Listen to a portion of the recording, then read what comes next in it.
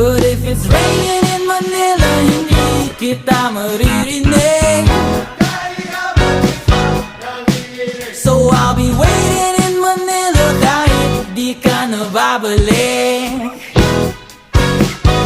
Maulan ba sa inyo pag bumubuhos dito?